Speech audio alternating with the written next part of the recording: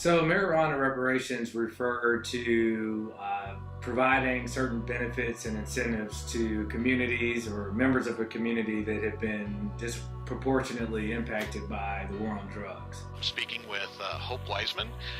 You are the youngest black dispensary owner in the country. How has the war on drugs, has it touched your life at all? I don't know if any black person could say they don't know somebody that has been affected by the war on drugs.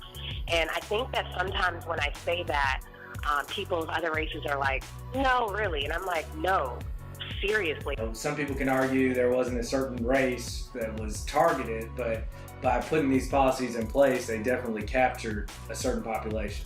And I would say I became a prosecutor well after the 90s, when it was sort of at the height of what we call the war on drugs, with the very strict rules when it came to crack cocaine, and how that just had a very disproportionate effect in terms of sentencing. I'm not saying that it's always not warranted.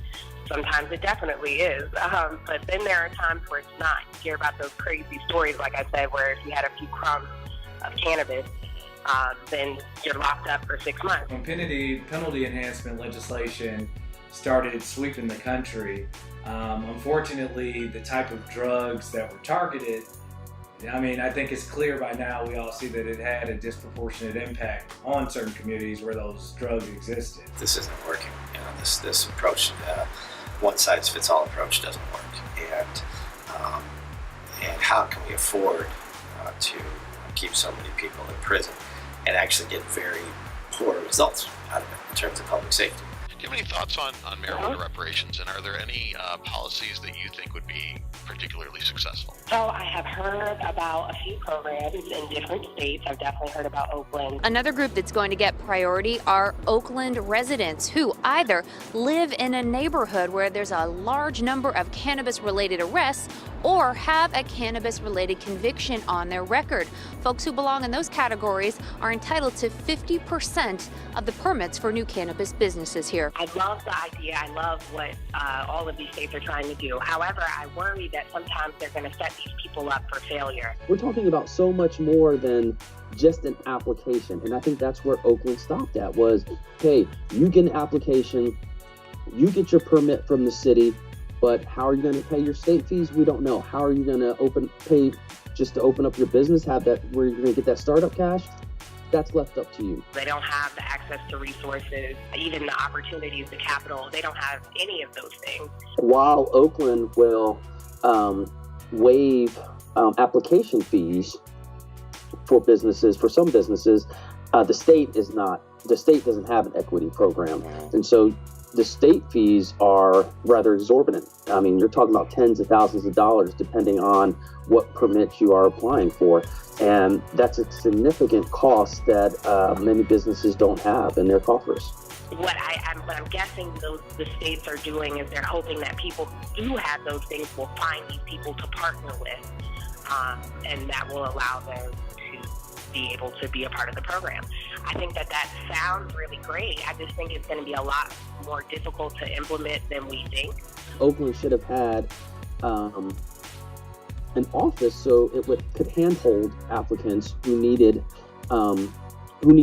more than just a permit. They needed someone to actually go through the process with them and help them actually establish the business. One of the main programs we're looking at is the Oakland Hood Incubator Program. Part of the work that we do in the Hood Incubator is to create pathways to ownership for people of color in legal cannabis. And so we want to make sure that people are ready business-wise, policy-wise, and they don't have the formal license and all of the things that go along with it. We want to help them get that. It's no secret that across the country, the cannabis industry is not very diverse. And I think the Hood Incubator and programs like that try to address that by, it's not just saying, hey, we're going to give you a license just because, you've been in this community and things have gone wrong. It's more, let us give you the skill set to compete in a very competitive and regulated industry.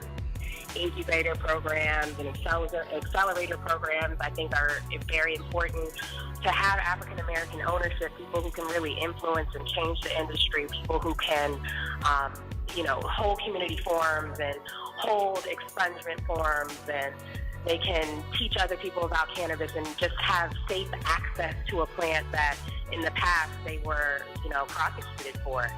It would change our whole outlook on the community, and hopefully it would help African Americans feel and trust our law enforcement system a little bit more.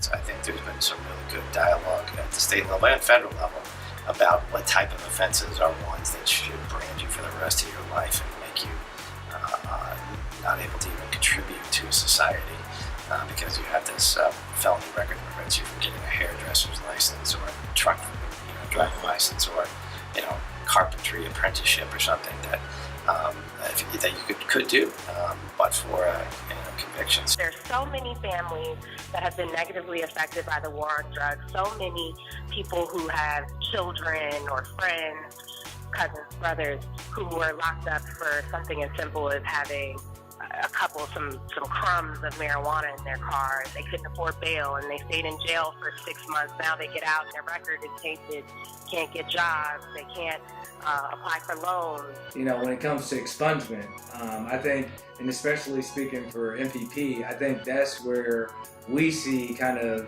the reparations taking place. Not so much in giving a business advantage to certain groups, but if we've deemed that marijuana and cannabis is, not as harmful as we once thought or shouldn't be treated the same way as other controlled substances, then someone, your criminal record probably should be expunged. I would love to see that all nonviolent marijuana crimes are just dropped. That's what I would like to see. Anyone who's currently serving sentences, as they should be released immediately, and all of their records should be expunged.